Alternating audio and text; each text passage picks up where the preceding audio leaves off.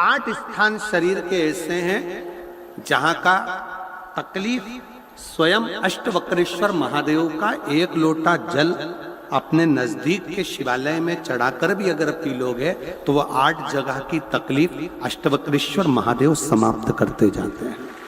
8 स्थान। पहला नेत्र, ये भुकुटी के बीच का स्थान, भुकुटी के मध्य का स्थान। मान लो ये भुकुटियां दर्द करती हैं या मध्य में दर्द होता है, उसके लिए अष्टवक्रेश्वर महादेव का जल, मतलब अपने घर के पास जो भी शिवलिंग है वहां एक लोटा जल अष्टवक्रेश्वर के महादेव के नाम से चढ़ाकर उसका पान, भुकुटी। दूसरा कंधा, पीठ। कई लोग ऐसे हैं जो रात्रि को अच्छे से सोते हैं और सवेरे उठते हैं तो उनका ये दोनों हाथ के बीच का जो भाग होता है वो दर्द करता ही है। उस समय पर अष्टवक्रेश्वर महादेव का स्मरण, अष्टवक्रेश्वर महादेव का जल, उसका पान। तीसरा, रीढ़ की हड्डी का डॉक्टर बोल दिया कि ये गुरिया खसक गया है, 1 नंबर 2 नंबर 3 नंबर का यदि कोई क्रम खसक गया है तो उस स्थान के लिए भी अष्टवक्रेश्वर। आप ऑपरेशन बाद में कराना, डॉक्टर बोल दिया है आप ऑपरेशन कराओ, मना नहीं है, पर एक बार अष्टवक्रेश्वर महादेव के नाम से दुर्वा बेलपत्र चढ़ाकर, जल चढ़ाकर, सुबह में दुर्वा का सेवन, प्रदोष काल में बेलपत्र का सेवन, और रात्रि को सोने से पहले जो जल अष्टवक्रेश्वर का चढ़ाया हुआ है उसका पान करिए। आपकी रीढ़ की हड्डी का कैसा भी क्रम होगा वो ठीक होना प्रारंभ हो जाएगा। अष्टवक्रेश्वर,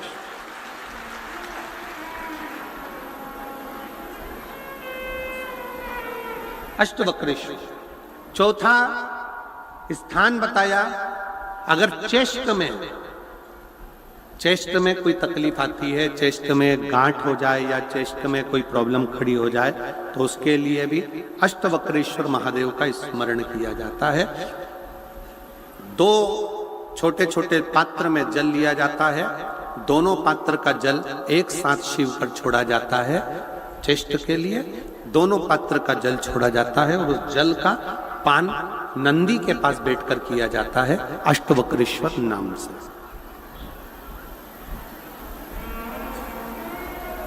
अष्टवक्रेश्वर। फिर क्रम आया, अगला जो वर्णन आया है, डॉक्टर बोले घुटना बदलना है, घुटने का गैप आ गया है, ग्रीस खत्म हो गया है, दर्द हो रहा है, उसके लिए भी अष्टवक्रेश्वर महादेव का स्मरण करें। घृत का लेपन अष्टवक्रेश्वर महादेव के नाम से शिवजी पर उस घृत को लेकर आना है। उसी घृत को रात्रि को सोने से पहले थोड़ा सा मुख में चाट कर अष्टवक्रेश्वर महादेव के नाम से फिर अष्टवक्रेश्वर। फिर अगला भाग आया अष्टवक्रेश्वर के अंतर्गत यदि इस गले से जुड़ा हुआ कोई रोग उत्पन्न होता है तो भी अष्टवक्रेश्वर का ही स्मरण किया जाए। जल का पान अष्टवक्रेश्वर। और 8वें स्थान के रूप में जो पिड़ली के घुटने से नीचे के जो भाग होते हैं उसके लिए अष्टवक्रेश्वर महादेव पर 7 दुर्वा, 7 बेलपत्र और 7 अक्षत शिव को समर्पित कर कर दुर्वा बेलपत्र का पान 7 दिन तक लगातार उसी भाव में अष्टवक्रेश्वर महादेव का नाम लेकर किया जाए। अष्टवक्रेश्वर। कभी अगर मौका लगे, शिव की करुणा हो जाए, शंकर की दया हो जाए, आप लोग कभी बद्री विशाल जाएं दर्शन करने के लिए, ऋषिकेश हरिद्वार तक जाएं तो श्रीनगर गढ़वाल से सुंदर कोहला गांव से 10 किलोमीटर की दूरी पर 8 किलोमीटर दूर तक गाड़ी जाती है, 2 किलोमीटर दूर तक पैदल चलकर आप जहां पर बैठकर स्वयं अष्टावक्र जी ने भगवान शंकर के शिवलिंग की स्थापना कर आराधना करी, ऐसे पवित्र स्थान का दर्शन कर अपने जीवन को धन्य बना सकते हो।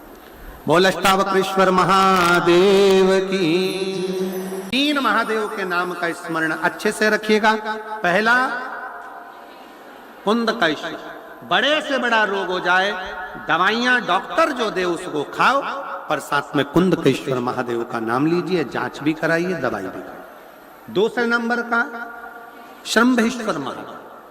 श्रंभेश्वर महादेव भगवान नरसिंह को जब क्रोध आया था, भगवान विष्णु ने नरसिंह अवतार लिया था और नरसिंह भगवान को जब क्रोध आया था, शिव जी ने सरम्भ पक्षी का रूप धरकर नरसिंह भगवान को अपने पंजे में उठाकर अलकनंदा नदी में ले जाकर डाला था।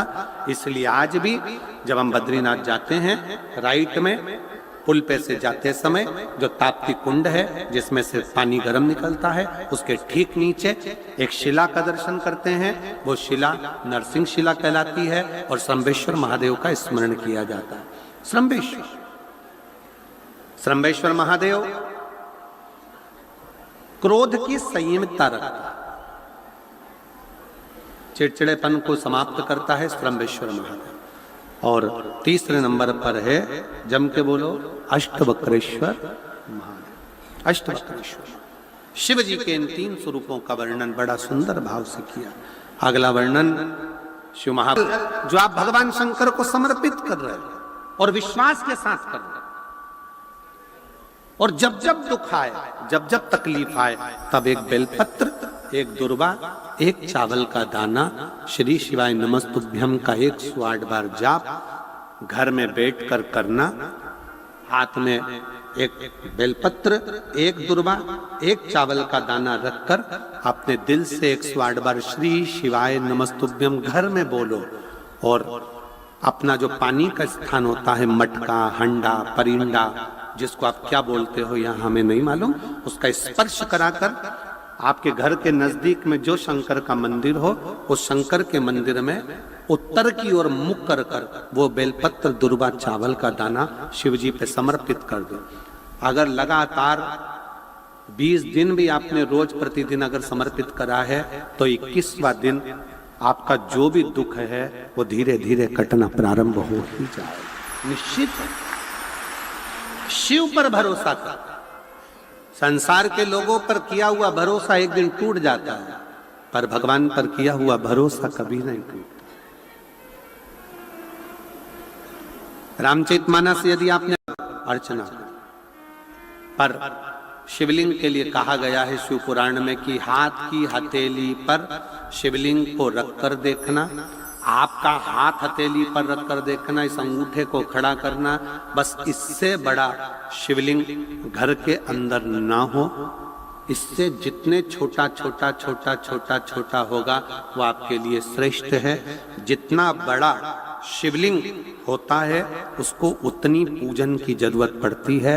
जितना छोटा होता है, आप उसको कहीं जा रहे हो 6 महीने के लिए, 4 महीने के लिए, 15 दिन के लिए, 7 दिन रजस्वला धर्म के हो गए, कहीं जाना पड़ गया, घर में पूजन कौन करेगा? तो जो शिवलिंग है तुम्हारा छोटे से छोटा, उस पर एक चावल, एक बेलपत्री रखकर चले जाओ। बाकी का कुछ मत करो, आप बस वो रखकर चले जाओ। फिर 6 साल, 10 साल, 15 साल बाद भी अगर आप आओगे तो शंकर कभी बद्दुआ नहीं देंगे, शंकर दुआ ही देंगे। आपको लग रहा है कि 2 दिन के अंदर मेरा रजो धर्म आएगा, मैं रजस्वला हो जाऊंगी, मेरे मंदिर में पूजन कौन करेगा? शंकर जी को जल कौन चढ़ाएगा? शंकर जी की आराधना कौन करेगा? मैं जा रही हूं यहां से दूसरी जगह पर, 3-4 महीने में आऊंगी, घर में बहू अगर पूजन नहीं करेगी तो मेरे शंकर जी का क्या होगा? तुम्हारे घर में छोटा सा शंकर का शिवलिंग है तो उस पर एक चावल का दाना और एक बेलपत्री चढ़ाकर चले जाओ। फिर कोई हाथ भी ना लगाए चलेगा, कोई नहलाए तो ठीक, नी नहलाए तो ठीक, पूजन करे तो ठीक, नी करे तो ठीक, दिया जलाए तो ठीक, अगरबत्ती लगाए तो ठीक, नी लगाए तो ठीक, वो कभी बद्दुआ नहीं देता। शंकर घर का बाप है, वो हमेशा दुआ ही देता। शिवलिंग में भेद नहीं, छोटे से छोटा, जितना छोटा शिवलिंग होगा, शिवलिंग की आकृति जितनी छोटी होगी घर के अंदर, उतना सुख देता है, उतना आनंद देता है। धर्म का कभी कंपटीशन ना हो, संत का, साधु का कभी कंपटीशन ना हो, और किसी शिवालय का भी कभी कंपटीशन ना हो। अपने मुख से कभी मत कहो कि 12 ज्योतिर्लिंग में कौन सा ज्योतिर्लिंग बड़ा है, कोई कहते हैं कि सोमनाथ पहले नंबर पर आता है, कोई कहते हैं महाकाल चौथे नंबर पर आता है, कोई कहता है ये तीसरे नंबर पर आया, कोई के वो दूसरे नंबर पर आया, कोई के पांचवें नंबर पर आया।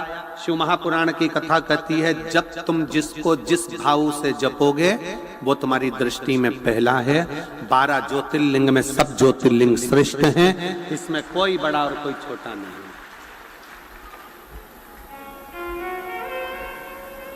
आपके ऊपर निर्भर करता है, ये आपके ऊपर निर्भर है।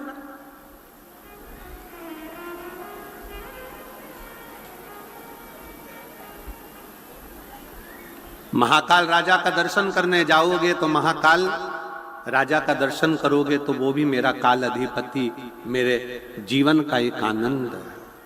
सोमनाथ जी का दर्शन करने जाइए, वो भी मेरा बाबा, जीवन का एक आनंद। मल्लिकार्जुन, रामेश्वरम, भीमाशंकर, त्र्यंबकेश्वर, ओमकारेश्वर, सब। कभी कोई शिवलिंग छोटा होता ही नहीं। कितना सुंदर शिव महापुराण की कथा में लिखा कि यदि